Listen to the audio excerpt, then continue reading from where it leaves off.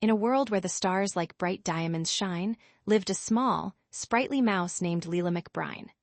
Her whiskers were twinkly, her coat warm and brown, in a house made of candy, all covered in brown. One evening, with twilight beginning to bloom, Lila sat back with a book in her room.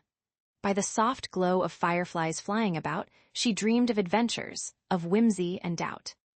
But as she turned pages, she found to her dread the last tale had ended, there's none left to read. "Oh dear," squeaked the mouse, her heart started to race, and she clutched her small book, a frown on her face. The moonlight was bright, and she thought with a sigh, to find me new stories, I'll soar through the sky. She grabbed her red scarf and her little kite, and set off for the stars on this magical night. Up, up she went past the trees and the roof, with the wind in her whiskers, oh what a goof!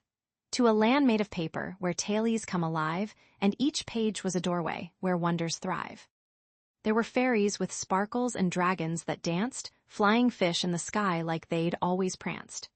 There were giants who giggled, and trolls that could sing, every corner unveiled a magnificent thing.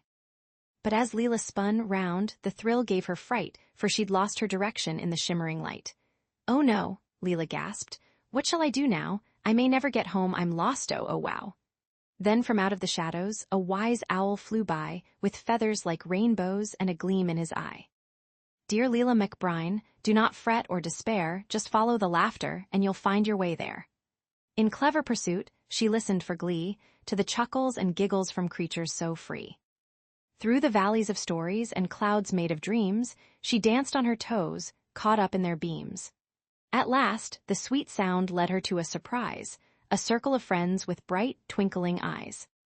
"Join us," they bubbled, "come play, it's just right," with tailies spun like moonbeams that twinkled at night.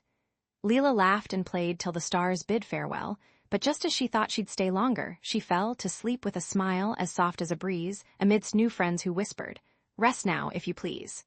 When morning approached with the sun's golden rays, Lila woke with a yawn, and she smiled at the day.